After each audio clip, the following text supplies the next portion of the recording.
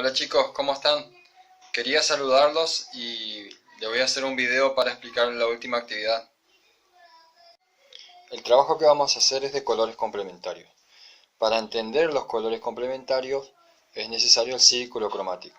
Es un estudio del color que los organiza según su matiz y según su tono.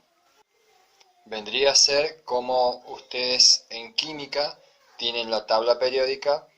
En artes visuales para trabajar el color tenemos el círculo cromático. Es por eso que la definición de colores complementarios dice que el complementario del color es el opuesto en el círculo cromático. En este caso el amarillo sería el violeta, del rojo sería el verde y del azul sería el naranja. También podemos decir que de un primario el complementario es el que está hecho con los otros dos primarios. En este caso sería el azul y el rojo hacen el violeta, que es el complementario del amarillo. Y así con los otros colores. Para que den armonía, tiene que haber cierta cantidad de un color y del otro. Por ejemplo, el violeta es un color muy oscuro y el amarillo es un color muy claro. Es decir, que tiene un tono alto el amarillo y tiene un tono muy bajo el violeta. Esto significa que en una composición que voy a usar los colores complementarios amarillo y violeta, voy a tener poca cantidad del amarillo y mucha del violeta. Es lo que se ve en la imagen que le dejé en el trabajo. En cambio, el verde y el rojo tienen la misma tonalidad, o sea que tienen la igual cantidad de luminosidad, por eso es un 50 y 50 en una composición. El par de complementarios de azules van a tener una tercera parte de naranja y las otras dos terceras partes de azul. Ahora bien, yo le dije que en el trabajo dividan la hoja en tres partes, ¿sí? Estas tres partes van a tener dos pares de complementarios cada parte. En este segundo trabajo voy a usar una tercera parte de naranja y el resto, aproximadamente las dos terceras partes, va a estar en azul.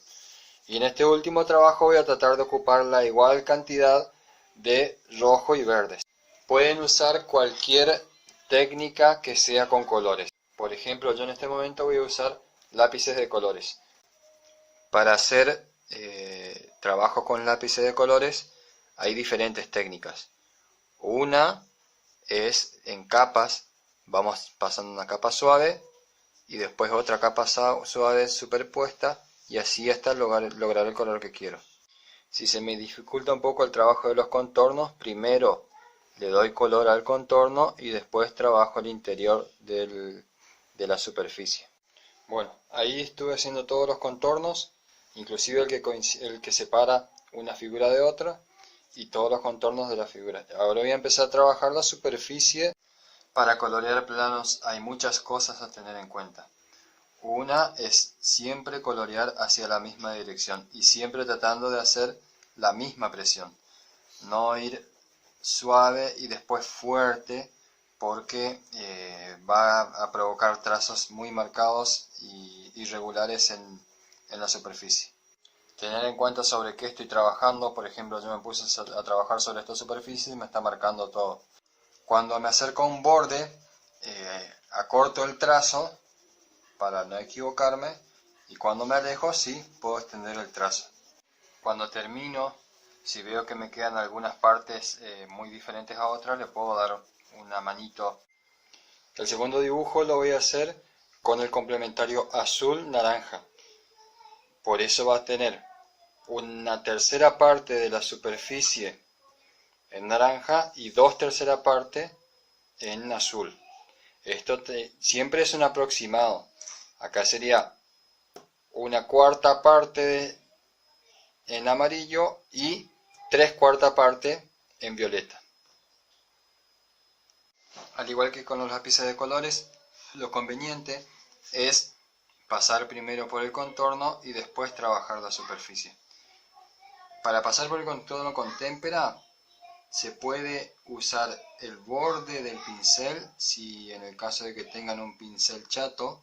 También pueden usar el pincel paralelo al contorno que están haciendo, que es lo que estoy haciendo ahora. La línea va para allá y el pincel va hacia el mismo lado que va la línea.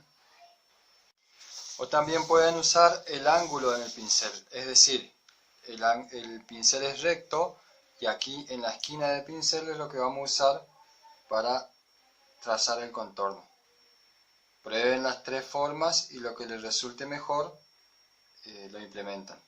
Para trabajar la superficie vamos a tener en cuenta algunas cosas. Una, la dirección general que tiene la superficie, en este caso la dirección es diagonal. Entonces yo voy a orientar mis pinceladas hacia esta dirección. Otra cosa es que cuando le queda mucha pintura acumulada, traten de dispersarlo un poco. Igualmente le va a quedar marcada la pincelada, no hay problema porque eso no depende de cómo lo hacen.